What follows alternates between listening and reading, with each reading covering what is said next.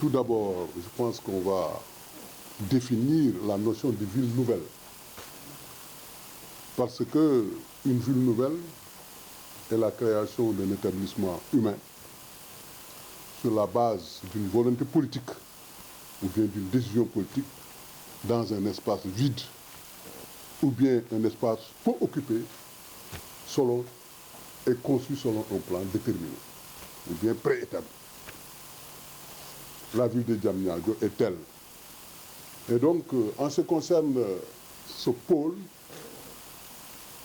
il a été créé par le président Macky Sall et né sur les flancs du PSE, nourri et allaité par une vision soutenue qui a pour objectif de booster la croissance par l'investissement et en faisant jouer l'effet de levier positif. Je dirais tout simplement obtenir une croissance keynésienne. En ce qui concerne le pôle de Diamniadio, je suis venu en octobre 2019 et je peux dire que j'ai trouvé un pôle peu attractif parce que ce que j'avais trouvé en partie était une futée avec une biotope, des arbustes et toute une faune que j'ai essayé avec les investisseurs, les promoteurs, de nettoyer, de désherber pour lui donner vraiment un portrait magnifique. Ça, a priori, il fallait le faire. Ensuite, il y avait un problème, sont les VRD. On ne peut pas parler de ville sans VRD.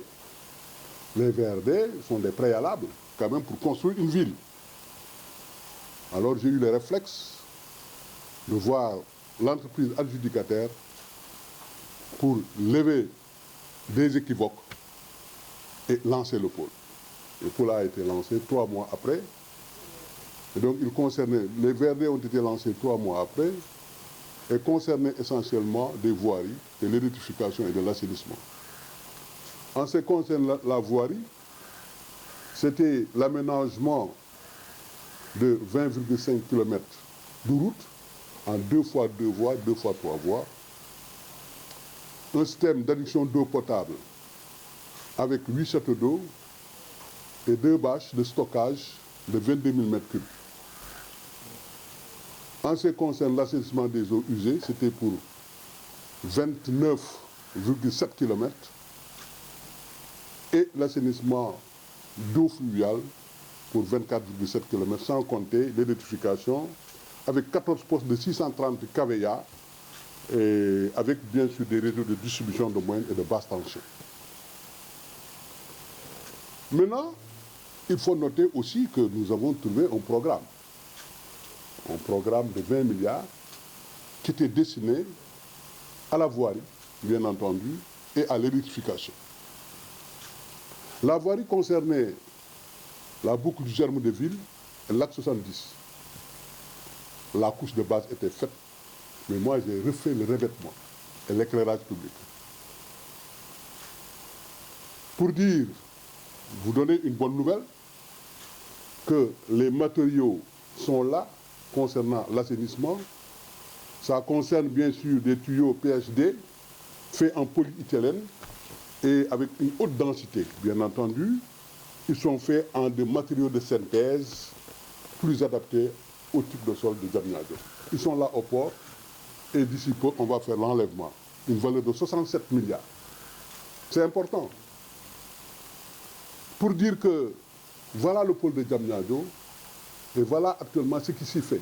Mais constater cette importance n'est pas s'y résigner ni se complaire dans l'auto-glorification. Cependant, le Lac Rose est là.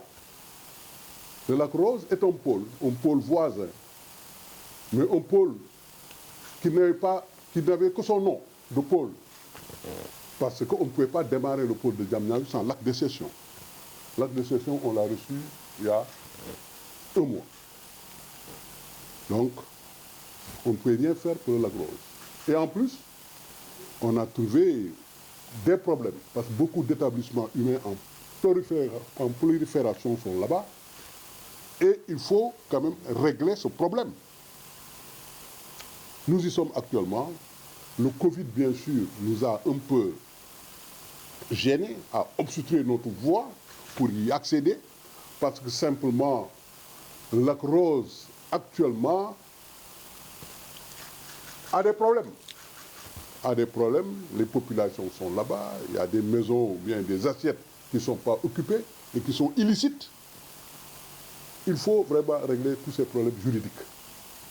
Il nous faut des réunions, il nous faut des rencontres, mais le Covid ne nous laisse pas vraiment pour faire ces rencontres-là.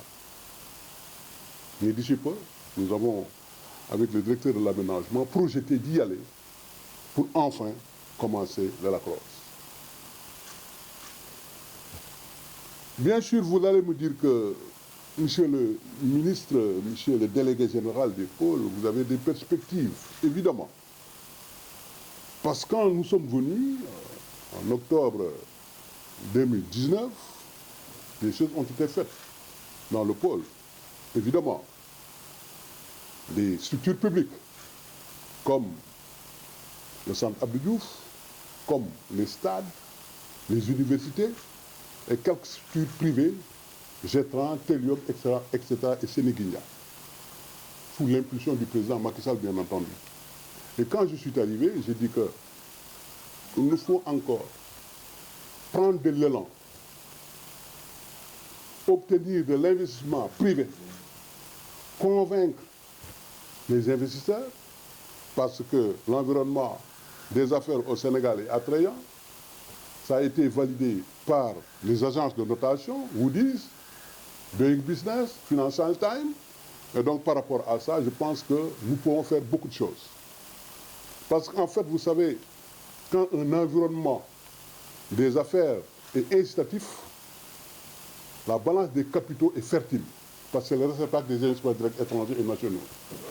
Et par rapport à cela, je pense que nous sommes vraiment bien placés au Sénégal par rapport aux autres pays africains. Donc, nous avons une stabilité politique extraordinaire, différente, par exemple, des pays où quand même il y a eu des coups d'État, etc. Vraiment, des pays où on ne peut pas sécuriser l'investissement. Mais nous, au Sénégal, vraiment, les investisseurs peuvent sécuriser leur investissement.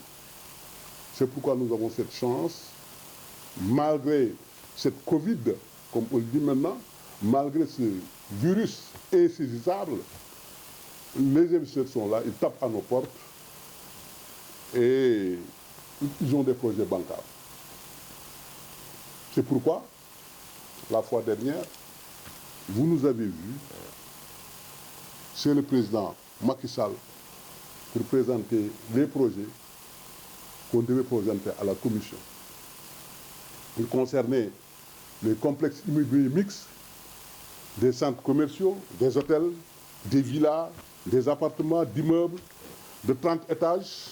Évidemment, tous ces investissements vont se traduire par une création de richesses ayant des effets directs, des effets indirects et même des externalités. Parce que l'externalité, c'est un effet indirect qui n'a pas été pris en compte dans l'évaluation ex-ante des projets. C'est ça l'externalité. Et si on parle de taux de rentabilité économique, on intègre forcément les externalités. Ces externalités sont nombreuses dans nos projets et vous allez voir que ça va créer beaucoup d'emplois. En tout cas, nous avons dans notre pipeline encore des projets de même envergure et que nous allons présenter d'ici peu au président de la République. Donc, nous n'en sommes pas là. On continue à travailler avec les équipes, la main dans la main, parce que le Sénégal, c'est pour nous, le Sénégal et le Sénégal de demain. Nous avons vu que les villes nouvelles naissent partout dans les pays, et je pense que le président Macky Sall est le président qui est le premier vraiment à réussir vraiment Diamniadio. Parce que même si je vais dans les pays, on me dit que le meilleur projet du président Macky Sall, c'est Diamniadio. Parce que, vous savez, les villes nouvelles créent beaucoup d'emplois et boostent la croissance, même si c'est une croissance marginale. Voilà ce que je voulais dire.